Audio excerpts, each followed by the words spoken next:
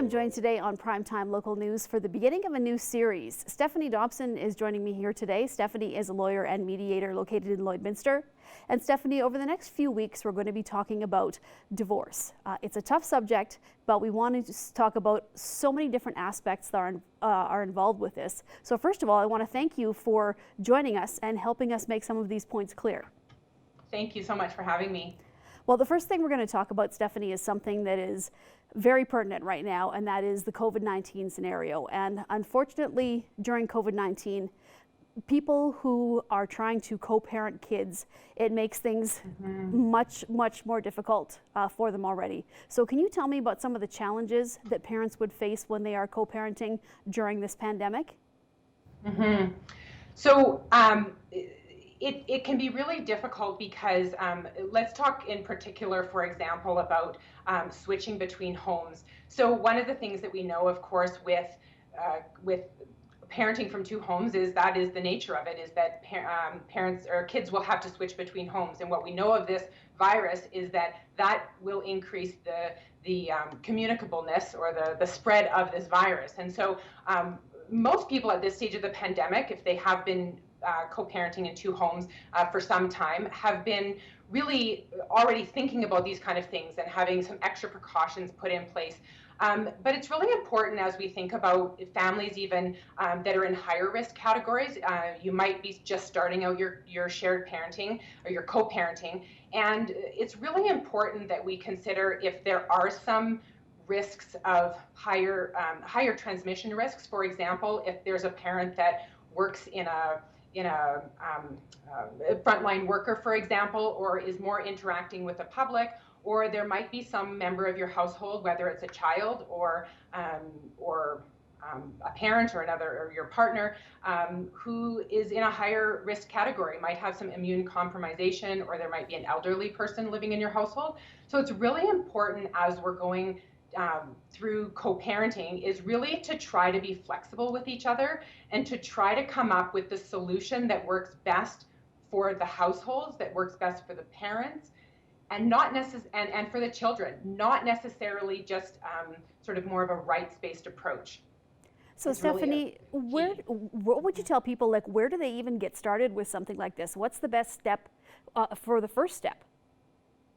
Okay, so it really depends, because everyone, of course, who's separating is in a slightly different situation. So there might be some people who have already developed a parenting plan, which is really where you talk about scheduling, decision-making, responsibilities, that sort of thing. So you might even already have a court order that imposes certain parameters around the parenting. And so for those types of situations, of course, the overarching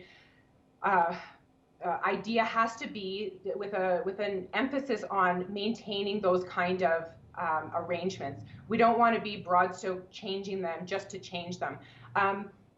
Having said that, it is important, if possible, if the parents are able to be flexible with each other, is to sit down and have those conversations to negotiate a COVID-specific parenting plan.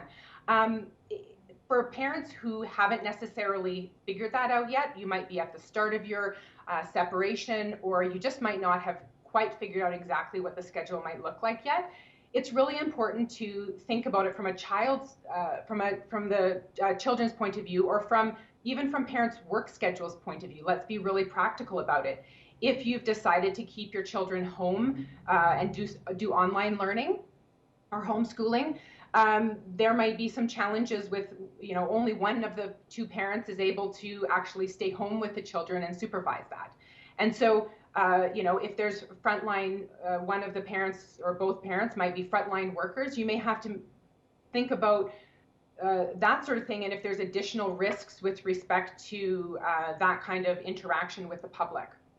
Now, Stephanie, as parents are going forward and they're trying to make plans, and obviously things change all the time and provinces keep changing the rules on them, what are some of the factors that should be considered when parents are doing this? Because obviously it's not the way the world used to be, so there does have to be some flexibility. So what are the things that people should be thinking about when they're making these plans?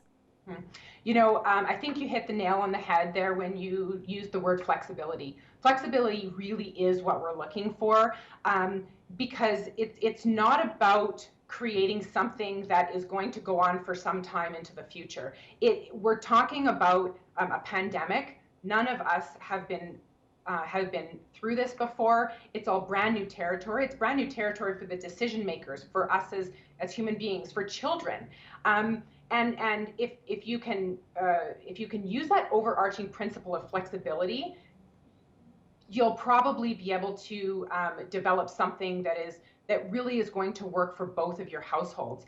Now, when we're looking at negotiating things like this, you may be able to sit down at the kitchen table with your former spouse and negotiate something, or you may have to actually use a professional to assist you. So there's lots of different ways that you can do it. Just because you need to use a professional doesn't mean that it has to necessarily become adversarial or high conflict. Sometimes actually having a professional involved can actually serve to reduce the conflict. And that's what we're really looking for, in my opinion, in these kind of times, is to try to reduce the conflict, not escalate it on a rights-based scenario.